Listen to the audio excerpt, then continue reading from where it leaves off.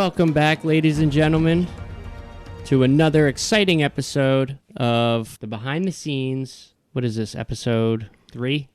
Episode 3 of Behind the Scenes. Yeah, we're going to be covering content from episode 4, which was Nightal 15. I'm Jonathan Marshall. Joining me today is Chuck. You know him as Quincy by now, hopefully. And also Christy Lee. She plays Arame. And we're going to get right into it. What do we have? What are we starting with tonight? We're going to go over the events of episode 4, as you mentioned. And what else do we have going on? Well, we have an announcement to make. We'll save that for the end. Exciting. I'm really excited about it. I guess we'll go right down the line here with Cappy's scene. I don't know if you want to take the lead on it or... It's our first night in our new headquarters. Yep. Our first night in Charles period. Yeah. Yep. Yeah. It's... Sybil did come into the picture a little bit. She had a little bit of a tease in episode 2. Right. During the fight with the ankylosaur, which is why I felt both Swaney and I felt almost obligated to mention a bit more of her and introduce her sooner rather than later. This way, those little inserts of her during that fight weren't kind of out of nowhere and left hanging. Should we mention that Swaney is James? James, yeah, Swaney is James. He plays Copernicus. He unfortunately cannot join us tonight. He is hard at work. So when it happened, we're all getting ready for bed, and you had us all roll perception checks. And we're all going around the table rolling perception checks. And Swaney didn't roll. James didn't roll the dice. And I'm like, hey. I blame him for that. He cornered me. He had come to me. He had come to me with the idea of this scene. And I loved it immediately. I love when players do that. Kudos to him for taking the initiative and getting it out there and getting it to me. And I was excited to work with him. However, it was kind of last minute where I got my hands on. He may have given it to me a few days prior, but I was busy or whatnot. I didn't really look at it until that day we recorded, that morning. And, so I kind of skimmed through it, and I loved what I saw, but I didn't really look at the details. That would have been one of the things that I would have adjusted, because that was his idea to roll a D20 to figure out who would wake up and witness this conversation between Copernicus and Sybil. I thought it was a good idea. I just it didn't give anything away that he didn't roll right away. But then as soon as it started happening, I was like, oh, that's why he wasn't rolling. Yeah, there was he was like there was prepared for questions this. starting to kind of brew, perception check. When we're sleeping. Yeah. And then the roll-off, there's a roll-off. You do a roll-off in perception? I am so glad I lost that roll-off. I also, and that being said, I also wanted him to be surprised too. So I didn't do it word for word, what he had written for me, because while he did bring it to me, and I'm sure he had a vision of how it played out, and I, for the most part, stayed true to that vision, but I at least wanted to switch it up a bit and kind of catch him off guard. I definitely made her a bit more seductive than he had anticipated. But, when I'm honestly, and that could just be my own twisted mind, when I think of, the creature that Sybil is, and even I don't know what Sybil is at this point. This is something that we're working on. It derived from a warlock's entity that he has a pact with. Right. Yeah. So when I'm picturing this Sybil character that he described to me, and that I'm picturing not necessarily a demon or a demonic entity, but... Well, when you use the word seductive, it just kind of brought to mind a little bit, every warlock has a pact. And the reason, it seems to me that the entity on the other end of that pact is always going to have something to seduce the warlock with, whether it's power or whether it's a promise of some kind, or knowledge. Whether or not it's seductive in the traditional sense of the word, is one thing, but but there's something enticing. Otherwise, why would the warlock make the pact? Yeah, right? honestly, I was, and it's weird that this was coming to mind because it's an older movie and I hadn't even seen it in well over a decade. But The Devil's Advocate had come to mind. Keanu Reeves, Al Pacino. Yep. That's supposed to take place in Gainesville, I believe. Was it? I see. I it had been so long that I was probably too young to even really. Is that the one I'm thinking? He's a lawyer. He's a lawyer, Yeah. and it was a great movie. But I was living in Gainesville at the time, so that's what I was thinking of about this whole thing, with just that kind of.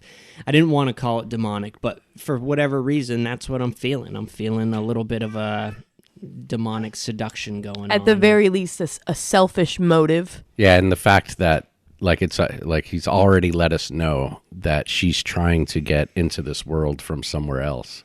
I mean, that alone kind of like raises an eyebrow, right? Absolutely. To anybody who's not Copernicus, right? You know, right. So, and I could see where Copernicus is coming from in his mind. You know, I wish he was here to talk on it, but just from what I gathered from shooting the shit with him, Copernicus, he's doing it for his wife, to avenge his dead wife. He's probably not all there, you know. He's going to fall for tricks. He's going to be seduced. Yeah, and that was the more interesting part to me, was not so much Sybil and who Sybil is, and I'm sure that will develop over time, but more so how he came into this pact and what his motivations are, and his backstory, what he shared of his backstory, actually ties into one of our other campaigns. Like, there are some relationships between characters. I heard some familiar names. Yes. Yep. And maybe someday we actually have a few of them recorded, but it's not it's not like from beginning to end. We just sort of recorded a handful of sessions. Right, which is doable. You know, it will. Yeah, and I kept them all. Maybe someday we'll release them as bonus content for people. Right. So like I heard the name Jorlin, and I know there's a relationship between Copernicus and Tomb of Annihilation and one of the other characters he played in one of our earlier campaigns. Yes. Yep. Jorlin was an NPC in the Out of the Abyss adventure, and obviously when we did that for about a year. And I don't blame you guys at all. For you guys, we all invested a lot of time into it. We fell in love with those characters. Why not kind of link them and tie them together? Oh, no, I love it. I love the idea of, and even just as a player, even if you having a connection between different characters that you've played or different campaigns that you've played, just kind of gives the world itself that you're playing in a little bit more substance. It gives it a little more continuity. Yep. And I think we're going to be seeing a lot more of that as the story unfolds. We're going to be seeing a lot more connections, and it's mostly coming from you guys as characters. I saw a bit of Arame's backstory, but so I guess that's all I really have on Cappy's scene. Without I'll probably let him go further on it next time he's on behind the scenes. I thought it was a good scene. Yeah, I think that you did a great job with Sybil. I think you really brought her to life. Yeah, you creeped me out, man. Yeah, it was. Sybil's hovering over Quincy and stuff. I just kind of felt a little icky. Yeah, I wasn't even involved in it. Irame, as a character, was still sleeping, but as a player, I was like, whoa. I have to ask. I know you can't reveal too much, but given that we know what we know of Sybil, and that she is trying to there's a gate somewhere in Chult, and that she is trying to get to the other side, and Copernicus, like, he's there to help her achieve this. Has this been integrated into the overarching adventure that we're on? Yes. I mean, of course, right? Right. Yeah, and not too unlike I would do with Quincy's backstory. Actually, arguably Quincy's story so far anyway has taken the front seat in terms of building the world. What I think is interesting too is I feel like I know quite a bit about Quincy, but I feel like we've gotten larger sections of information from characters, and I like a little bit less from Quincy on a personal note. Yeah, I didn't mean that in regards to what came out of Quincy's story. I was thinking more in terms of, as a DM, integrating it into the story, into the world, like the whole 3C shipping and freight company. Yeah, no, absolutely. That's what's interesting about the dynamic, is your story is carrying us, yet I feel like there's still a lot of holes. Yeah, you guys It will come out. Yeah, there is stuff that will come out, and I have been working on some things that I'm not in a rush. Quincy's there's no rush for some of Quincy's stuff to come out. Yeah, I don't think it's a negative thing. I think it's an interesting dynamic. Yep, I'm enjoying seeing how different facets of other people's characters are coming to light. Because to me, obviously, because I know everything about Quincy, well, everything so far that there is to know. It's far more interesting for me to hear the reveals of, to hear the story about Sybil, and to hear why Copernicus made the pact with Sybil, and to hear sort of Irame being a little reserved about who she is and where she's from. And we got a little bit from Zavril, but not much. Yeah, Zavril's playing it close. Yep. Yeah, more of him is going to come out later on for sure. Right. That's kind of the way he wanted. He kind of wanted to take a back seat at a game. Kway's, really not to say that we're not busy, but he just he got a new job, and his life is kind of switched gears a bit. Oh yeah, whole new shift. That could be very from demanding. Days to nights, and so he's kind of in a bit of a situation where I can see why he would want to take the back seat for a little bit as he works on his character development and have it kind of bleed out slowly into the story. Right. But that being said, we're definitely going to see more of him soon. Him and I both have been talking behind the curtain, and we're going to be dropping some Zavril bombs here shortly. Nice. And in terms of getting back on track to the to Sybil's story and integrating it into the adventure, it's easy with. I don't want to say all the adventure books for D&D 5e, because I really only have experience with Out of the Abyss and now Tomb of Annihilation.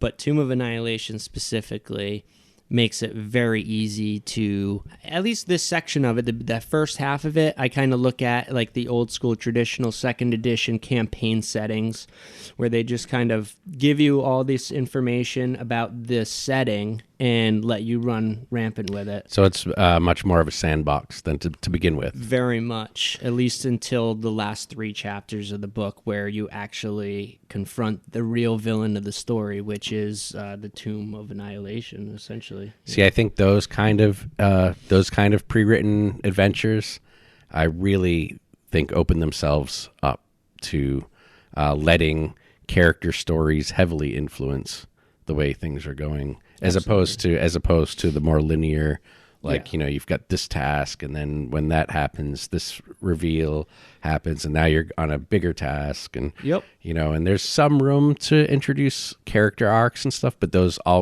tend to be within the bounds of what's written down on the page. Yeah, you have to kind of wait a little longer for an opening. Right. Yeah, I could see that. It's like and a lot of people, I know Tomb of Annihilation has been getting great response, but I'm noticing a lot of people are saying it's not for new DMs.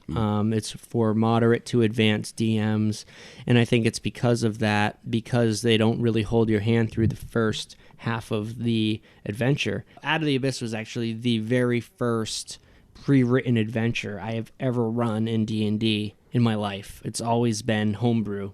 Right. And if it wasn't homebrew, it took place in a campaign setting, and the story was created. The adventure was made up. There was no predefined adventure that I was running anybody through. So I was already immediately brought me back to the days of old with Tomb of Annihilation. It was a little intimidating at first because I knew nothing about Chult, knew nothing about this setting. the jungle setting. And there is so much Right. to know. Yeah, I've never Oh, yeah. played D&D in a jungle setting at all. So I love it. I love this setting. I think it's awesome. I do too, and it slowly grew on me. I was really intimidated at first just because of all that, but the more I read on it, the more I studied it, the more I felt comfortable and at home with my past DM experience. So I want to interject a little bit. Like, I also have very limited experience with pre-written adventures. When I don't know how old I was, probably like 13 or 14 when I got like the basic box, the red box for basic D&D, and it had maybe a little dungeon crawl in it. I think I made you play. Oh yeah, I remember. I might have made you and Ben play with me. Yeah, I remember it. So I ran the little, dungeon that came in the book, with them, and I think it didn't take long for me to really like latch on to the more creative side to get some graph paper. Like the first thing I did was like find graph paper. Yeah. I mean, this is back in the old days where you had to get like, you had to make Graph graph paper paper was hard to yourself find back then. with a piece of code. And Yeah. In school, they kept the graph paper in oh yeah, locked it was away. special. Yeah. It was a special box for the graph paper. Yeah. And so then I would start drawing like mazes and dungeon maps and immediately went to some of the homebrew stuff. And then, as the years went by, finding campaign settings like Forgotten Realms and Al-Qadim and Dark Sun and all of those kind of things. I mean, they were so rich and they were so interesting and inspiring that I still never ran pre-written games in those settings. It was always my own stories in that campaign setting. I did a little bit of world building here and there, but I always considered that like homebrew, and then only recently started doing adventure paths.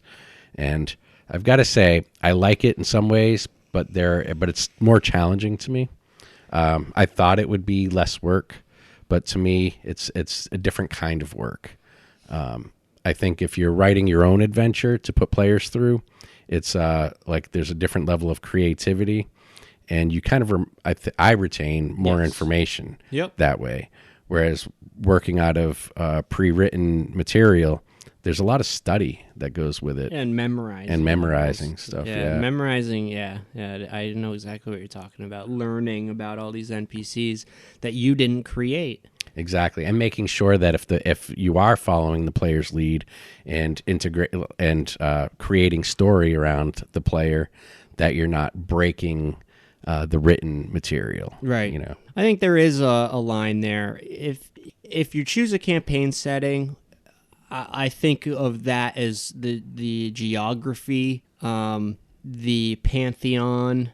You have these kind of staples, these static pillars, if you will, of that setting. But for the most part, even then, if I were running a Forgotten Realms campaign back in the day, I wouldn't use, even geography speaking, I still wouldn't run campaigns in Baldur's Gate or Waterdeep. It would always be a made-up town, obscure town, hundreds of miles away from Waterdeep or whatever, just because of that, because I didn't know a lot about Waterdeep, and for whatever reason back then, it was a little harder. We didn't have the internet, so it was harder to get information about these specifics of these places, Yeah, you had to really dig through like Dragon magazines and things like that. And even then, it was pretty vague, slim pickings.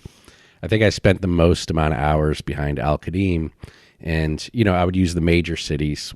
Whenever the PCs were traveling around, I would use the major cities from the campaign material, but I would do very much the same thing. I would make up smaller cities and smaller towns to sort of, have my own power structure in there and factions and whatnot. Right, yep. So what would you call when you are using a campaign such as Tomb of Annihilation, but you find yourself leaving a lot of the pre-written characters out, NPCs out, and creating your own? Now, that's a great question. Is there a term for doing something like that? Because I don't think that, while that's not a homebrew, I think that there should be I mean, there is something to be said about someone who does that instead of just, Yes. cookie cutter characters. I think that comes up a lot. And people have different meanings of the term homebrew, and that's an excellent. That's true.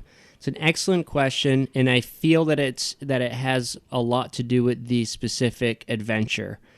If it is an adventure that is kind of written out word for word, step by step, and you go and do a bunch of crazy shit like that to help integrate your characters' backstories into the campaign, I can definitely get on board with seeing how that could be considered homebrew.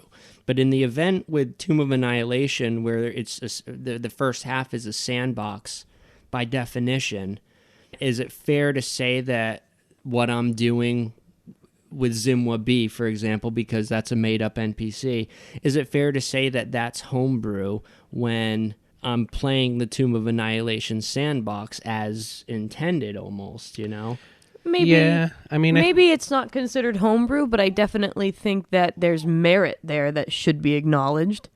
Or, there's a level of creativity there that... I see where you're coming from.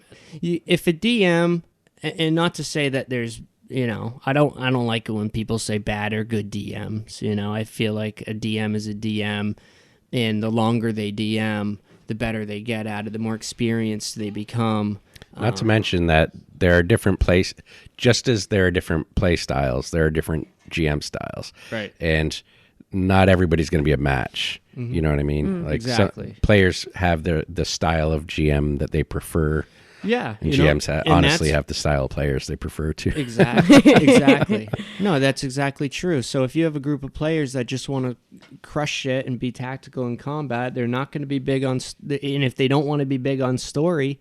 and if they have a GM that wants to kind of get into those nitty-gritty details about the story and about the adventure and about the drama between the characters, they might get bored and they might call that person a shitty DM, I just don't think it's fair in that regard. That being said, I guess there is, to some degree, I'm sure, a shitty GM, somebody who's just completely fucking off the rails and they're just, whatever. Yeah. But if everyone's having fun, everyone's having fun.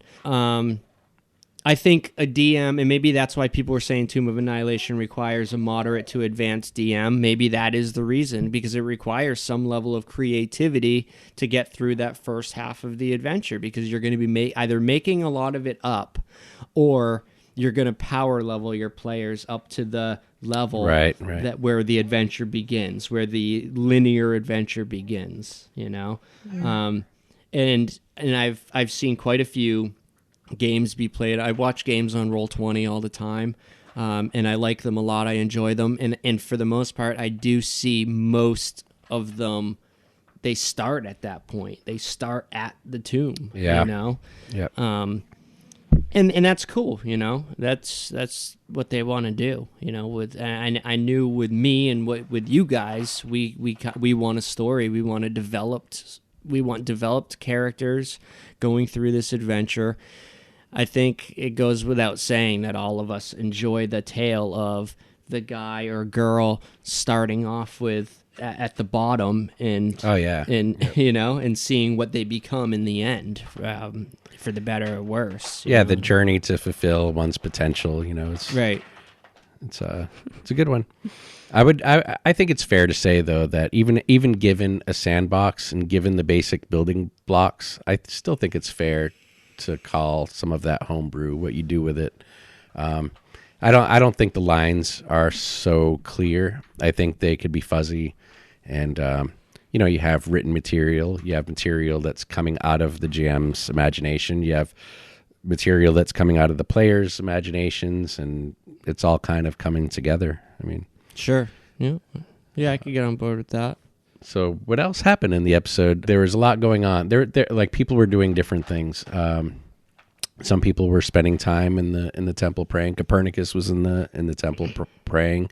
Irame went back to the people that were gambling was it an alley or just a street, just on the side of the street? A side street near to our new establishment. It was the hooligans that were initially kind of looking rough and they were a crass. rough crowd. Yeah, and they were too. And that I think that's a good point. They were when you guys first encountered that group. They seemed a bit dodgy. Yeah, and they were like catcalling you, and it was very. Yeah, I would have been intimidated by it. Is me. I don't like that shit. But I'm a small guy. Right. When I'm walking down the streets in the city and there's a group of guys catcalling you, catcalling me, and just kind of, hey, cute ass, come don't feel here. safe. I'm out of there. You know what I mean? But Irame, who's also like a petite elf, not only does she engage with these people, she does it alone. Nobody else in the party's with her. So we have Christy here. So what drove Irame to that crowd? Irame, as an anthropologist and as a freshie, she's new in the adventuring world, has really only experienced other cultures in books. Lots and lots and lots of books, but just in books. And through her learnings, she learned, and through speaking with her father and things her father has taught her about traveling, she knew that she thought, to understand a people, like, this is how you do it. You don't, you don't go knock on the wall and try to get into the main city and, You have to get your hands out dirty. With the prince. You have to... Yeah, you got to, get in there to understand it. And I think, the first thing she wanted to do when she got off the boat was to buy clothes to blend, and to feel part of it. So 2 questions. Yeah. First, do you think Irame was scared? She was. When you listen, you see that she approaches, they notice her approaching, they say something to her, and she pauses momentarily. Yeah. Sort of, and then she's like, no, I'm going to do this, and she continues in. Definitely, it was a little nerve-wracking, and I think that her flaw, that played into Irame's flaw well, where she is a bit naive. She wouldn't see, why would these people want to do anything bad to her? She just wants to check out their game. If anything, she can lose money to them. What does she have? That's a good point. Yeah. What does she have to lose here apart from one, learning about a popular game that's obviously important, right? To the area, and to get to know the people. And she actually came out of it with a coin of I always say it wrong. Is it Timora? She comes out with it and she, essentially, I wouldn't say made a friend, but certainly made an acquaintance and established, she'll know that person and that person will know her.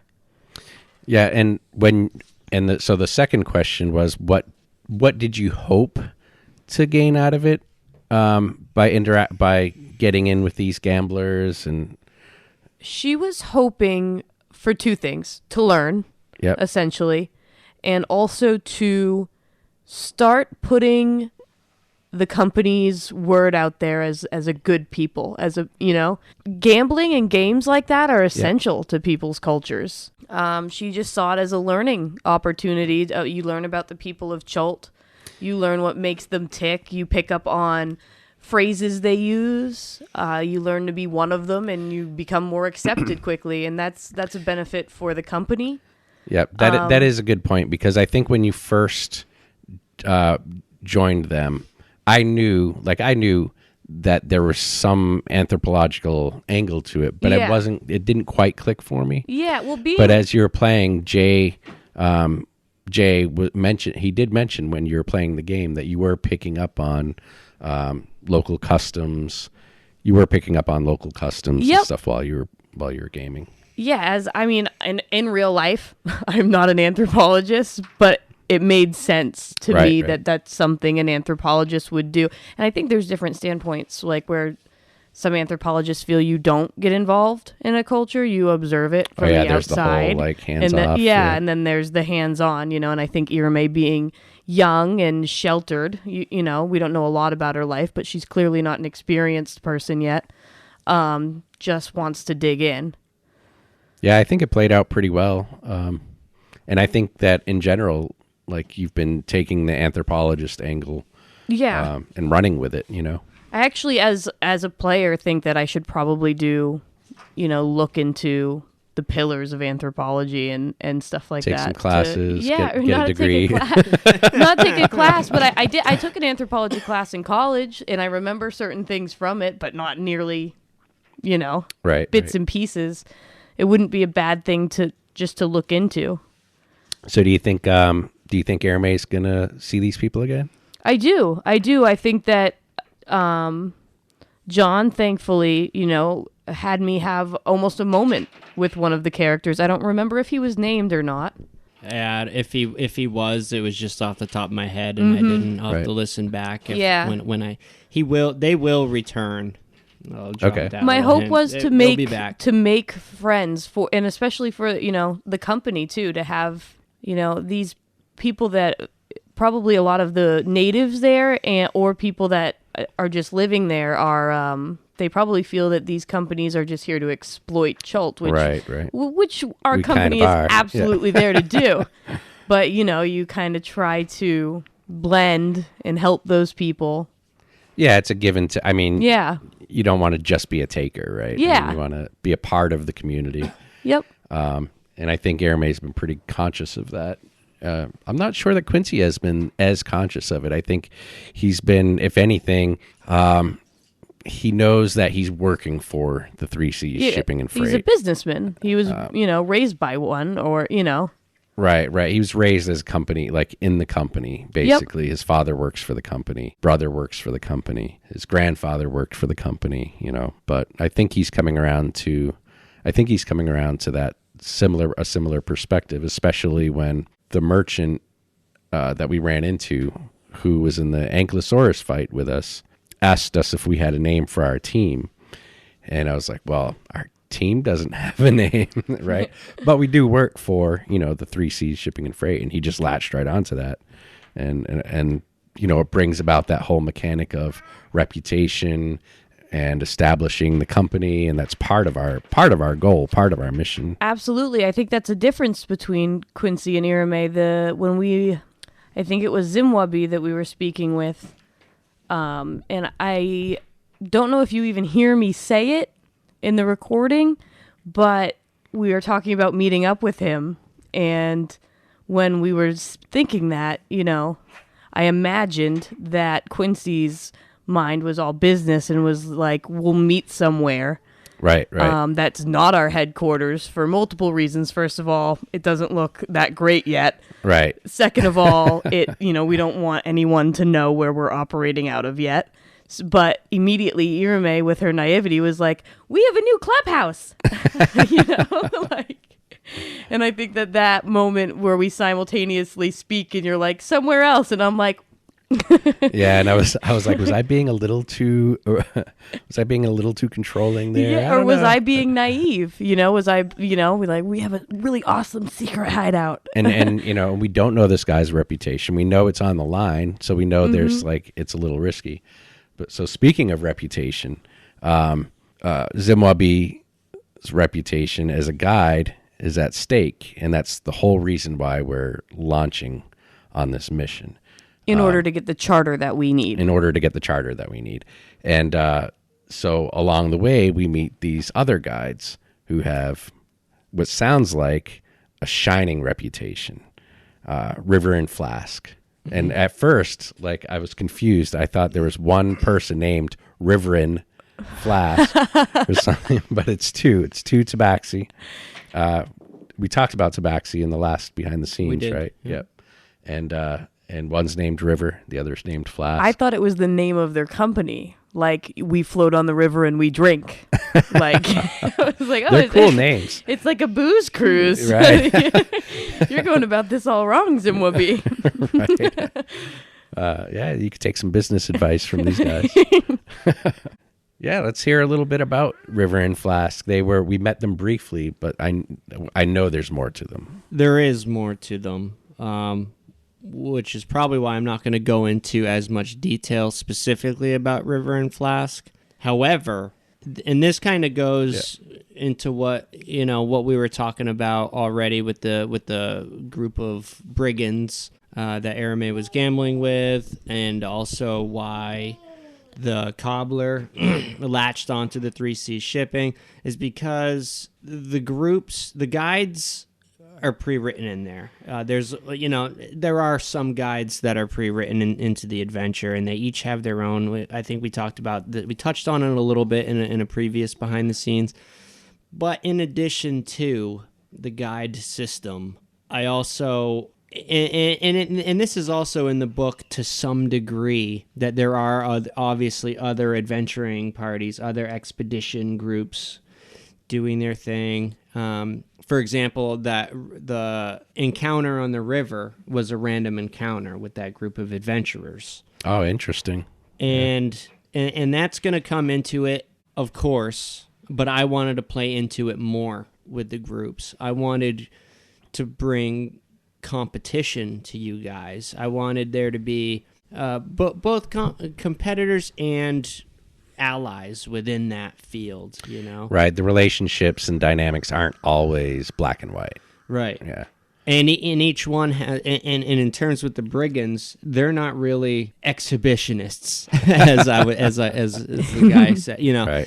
That was me. Yeah, I was making a joke, but it was also more so these guys don't go out into the jungle. You know, they're city dwellers. But that being said, they are a group of their own, by their own rights, and that is just an important group to the story as the expedition teams that go out into Chult and on adventures, you know, and as we'll see in later on down the road, the roles that these, you know, city dwelling groups play.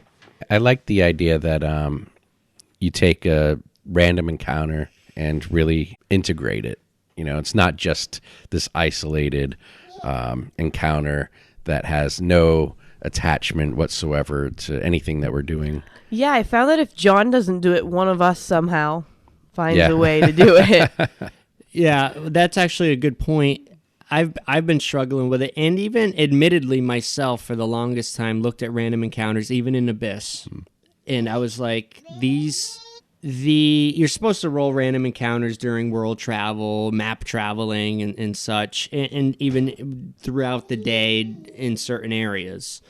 And looking at those random encounter charts, for whatever reason in my brain, they just weren't connecting. And I even hear a lot of other DMs or a lot of other players even talk about random encounters as if they're like a hindrance, as if they're like, you know, nobody likes them. Right. They're story killers, you know?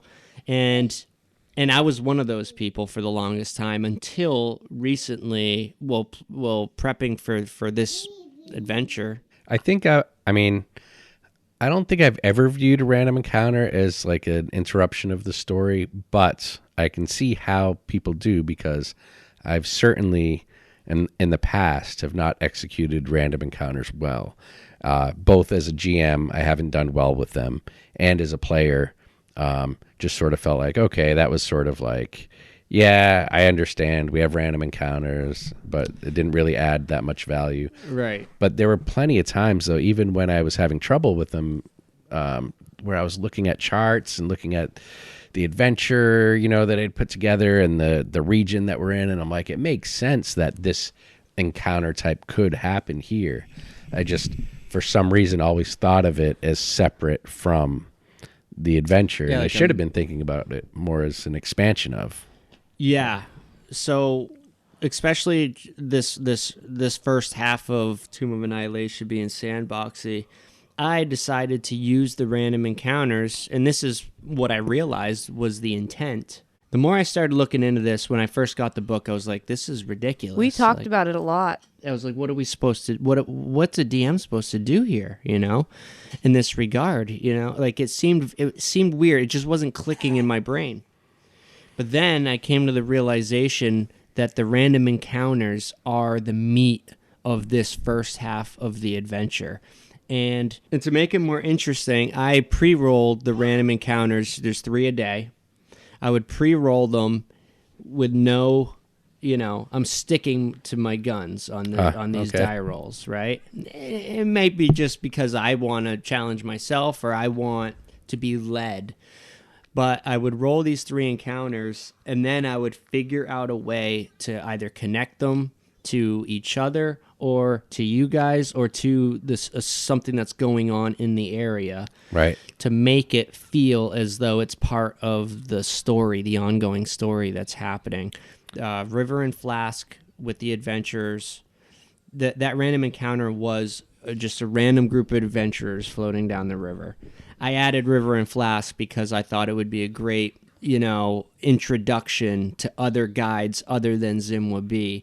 I felt that it would be, it would not only add a little bit more flavor to Zimwabi's personality and his place in Port Nyanzaru, socially speaking, and also give you guys, your characters, the idea that there are professional guides and perhaps your lives might be in danger. You didn't get that message, but that's kind of where I was going when I when I was tying them into that random encounter. Yeah, I mean, I think I did kind of get that message. I mean, I understood that these were supposed to be more professional guides, and I understood that with Zimwabi, we may not be with the most proficient guide out there. But at the same time, I think it's just Quincy just doesn't like just hearing that they bully him, that sort of thing just sort of made him sort of like, well, let's bolster up a little bit. Yeah, you rebounded in the opposite direction. Right. Yeah, absolutely. And it made sense, absolutely, in the moment. But yeah, and then going on from there to the Aarakocras in the tree. Oh, yeah.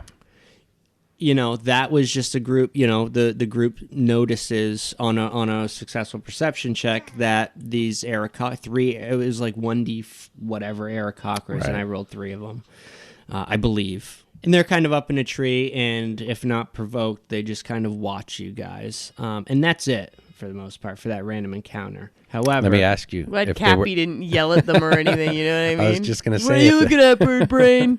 If they were provoked, do you think we could take them? Yeah, I do. Okay, I do. so they looked kind of tough. Yeah, they look rugged. Yeah, I mean, I guess it would depend on the situation, know. They do have the power of flight, which has always, to me, been a good thing intimidating. Cappy's not here, because then he'll just be a little too bold next time. Yeah. The thing is, and you guys will learn as you go, and this is, I shouldn't even say too much, because that encounter's not done yet, And, right. And that's kind of where I was going with it. All it said in the book was that's what happened, Right. But I took it a step further and kind of, added a little something more to that encounter. Right. So the third encounter is still up in the air with you guys. The buckle. Right. This has something to do with the belt buckle. Arame's belt pouch being open is my third encounter for that day. Random encounter. I love. Was it Copernicus's reaction or was it Zavril's reaction where he's like, "You guys are just flipping out over nothing, you guys are stressing maybe it's over time to get a new one." Yeah. That was so great. Yeah. So That was a cool moment because Irame would have been embarrassed, you know? I loved I loved Arame's reaction because she's like, "Look, I'm buckling it. You're seeing this, right? I'm buckling it." Yeah. That was perfect. Yeah, and we'll see more of how I'm working the random encounters into the story as we progress. But yeah, that's pretty much all I really have to say about how that works and what I plan to do with them. I'm not looking at them as a hindrance or an interruption of story. I'm rather looking at them as story builders. As someone who's never DM'd before, when we were talking about them, I was like, well, what else would we do? What do you mean? Like, nothing would happen. We would just travel from point A to point B, and it'd be pretty unexciting. What do you mean? What else would there be? And I guess it would be that other campaigns have it more predefined organized, encounters. Predefined is encounters. What the alternative would be. You If it's a homebrew adventure, you would write out encounter. But never having DM before, I was like, well, what else were we gonna do? Yeah, I mean, normally, even in Out of the Abyss, I maybe used 2 random encounters throughout that whole. Every encounter was planned. It was either planned by the adventure or planned by or you, planned by me. Maybe we could have benefited from more. Knowing what I know now, absolutely, Yeah. I should have been using that and I did. And Yeah. To give some examples from that campaign, I know it's unrelated, but what was interesting, the ones that I did use randomly were like the obstacles, the cave-ins. Right. These are also, and if anyone is out there listening, random encounters don't necessarily have to be creatures that you fight. They could be obstacles in your path, Weather. or even treasure. In the case of Tomb of Annihilation, you could come across an old campsite and discover items or treasure or whatever.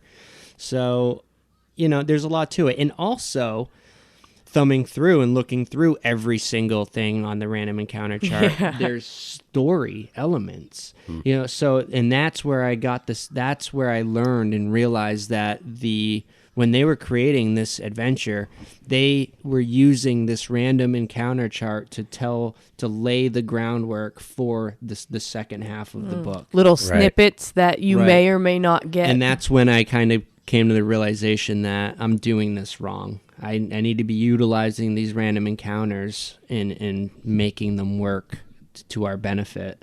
And it was an interesting revelation for me anyway. So one thing I also liked about this episode, we take a look at the map for the first time. We take a look at the map of Chult, and only part of it's revealed. It's only was it in episode 4? It was either 3 or 4. And we see only part of it's revealed down the rivers, along the coasts, and now we're traveling down one of these rivers, and presumably, maybe it might not be far off the riverbanks, but presumably we're going to be going into the jungle to look for these adventurers or to track down the Zinti tribe. The Zinti tribe, yeah.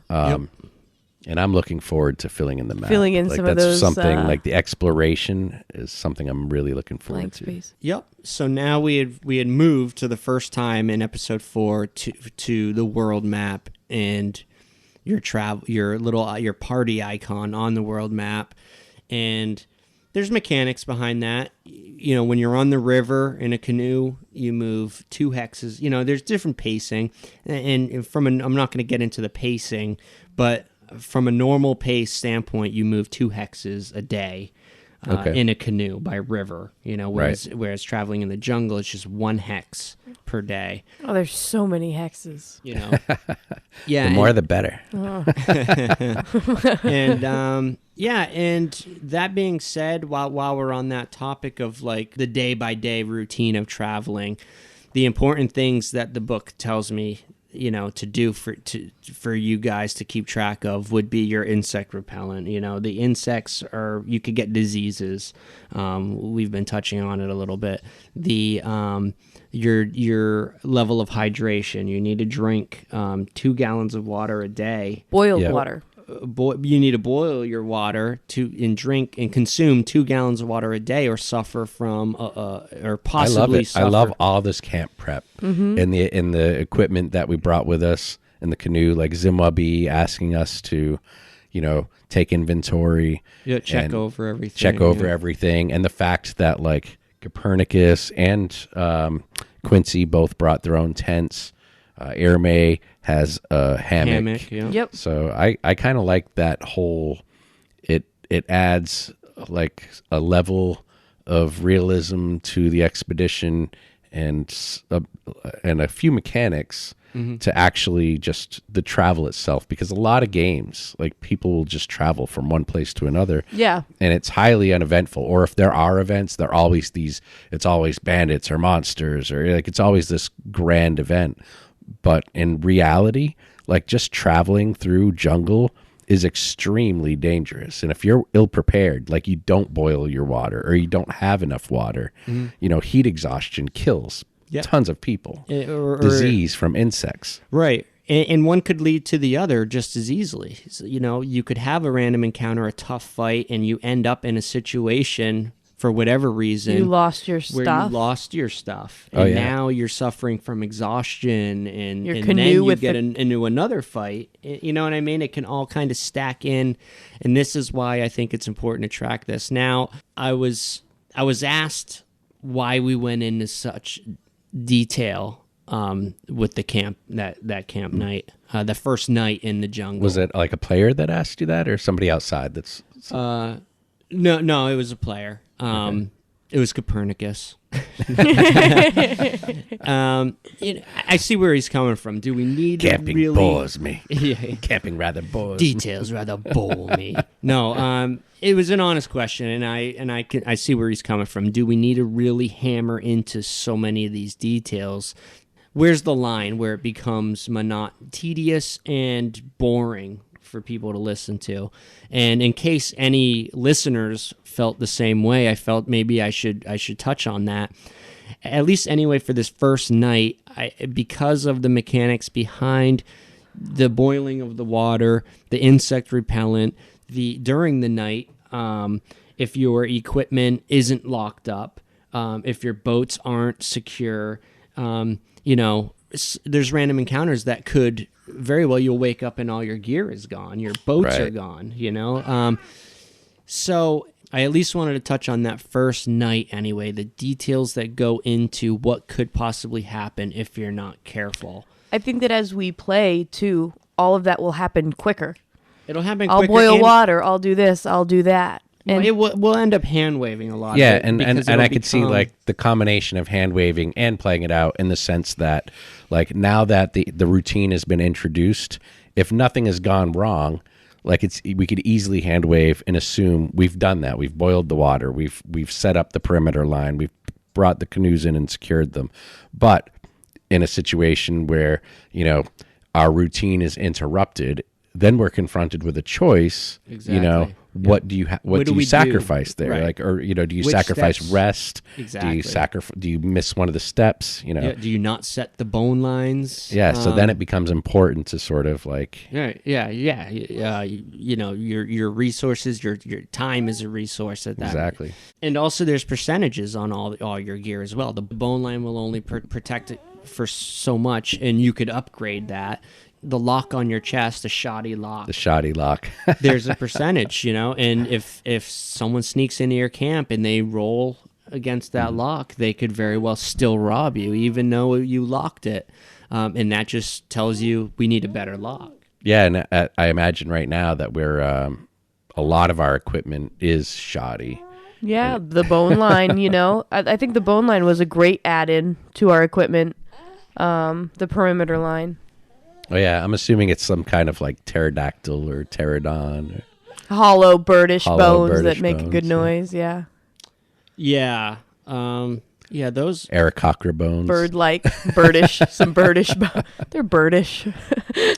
You should have rattled them at the Aarakocras. Oh, I actually I lost my train of thought with the Aarakocras. Yeah, as you guys will realize, the Aarakocra, and you've seen a few when you were in, and I didn't mention it, but they are throughout Port Nyanzaru here and there. Okay, They are a yep. playable character race as well. They're not, they actually have the reputation of being, chivalrous almost. Okay. They're not, while there are, obviously, They do look like noble creatures. Yeah. So, I mean, that being said, Zimwabi didn't fear them, I didn't go into too much detail, but that, that was kind of the point I was trying to make with Zimwabi, not just kind of, let's not make any sudden moves or any, If I play a backup character that's an Aarakocra, and if Aramaic says that I look noble, what is it about me that looks noble? It is your beak, sir. Just because I have a beak, you think I am noble? I mean, that's kind of like saying that tabaxi like to drink milk. Do tabaxi like to drink milk? no. You do not know many tabaxi. Contrary to popular I belief. like milk. And you are not the tabaxi. You are not the true tabaxi.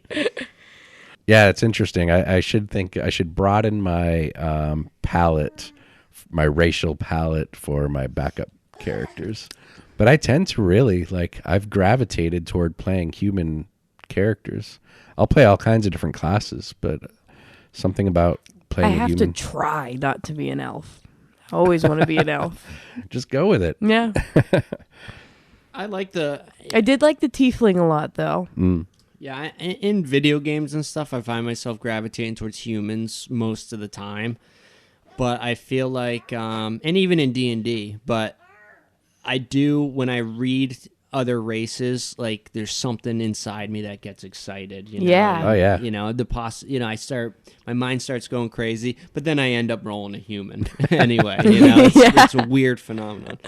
But, it wasn't always the case. I remember I actually got to play in a Red Steel. I bought the Red Steel campaign. Oh man, setting. such a great setting. Yeah, and it's funny because at first no one wanted to touch it, and I was like, "Look, I read those books in and out. I was like, I'm gonna DM this. Let's do this." And then finally, I got a chance to. Someone else took up the reins, and I got a chance to play. And I did. I made a Lupin, the dog race there.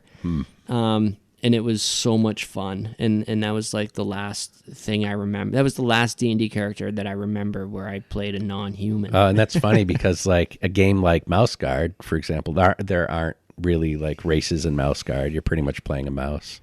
But you could be a vole or something. But it's really fun. It's a really fun game to play. And I'm not playing a human in that game, but for some reason. Yeah. Good point. Yeah. Maybe if you if nobody's a human.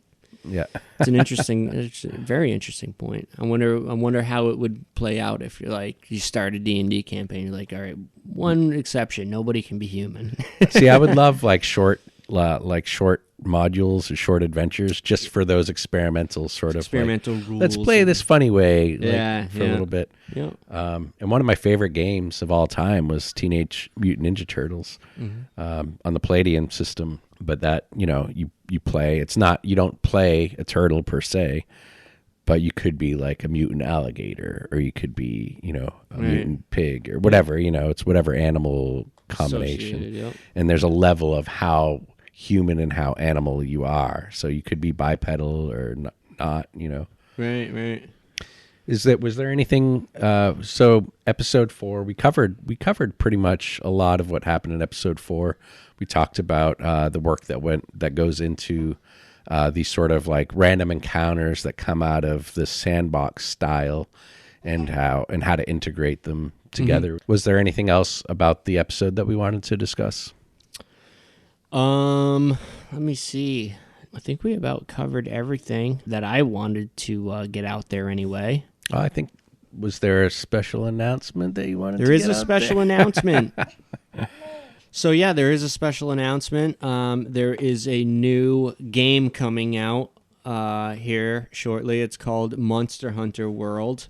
Man, I'm so jealous of you guys. Yeah, it just so happens to be one of my favorite video game franchises ever.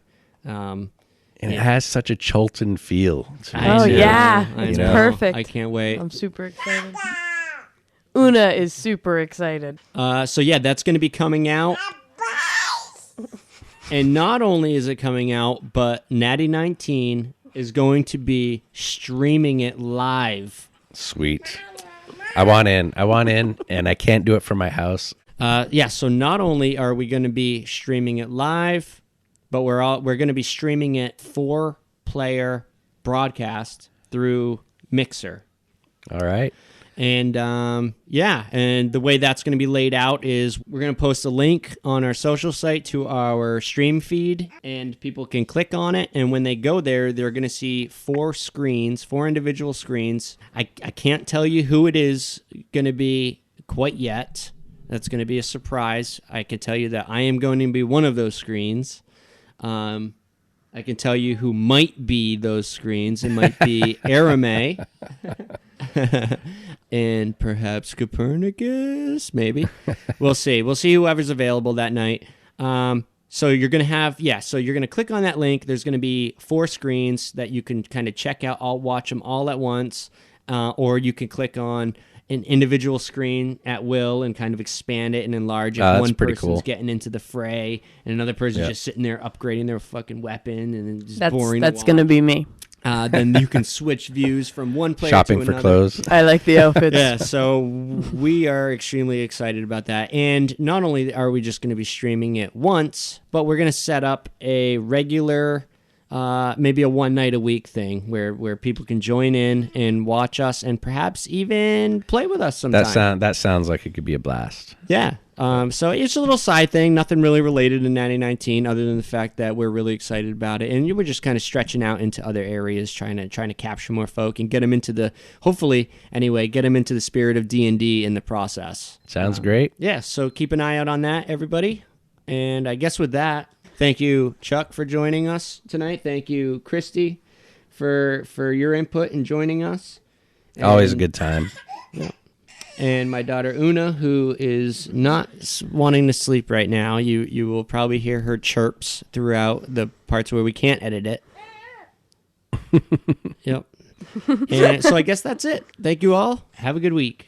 Good and night. Keep an ear out for episode 5 dropping Saturday. Best episode yet. Best episode yet. We just wrapped it up, and we look forward to getting it out to you guys. Thank you so much.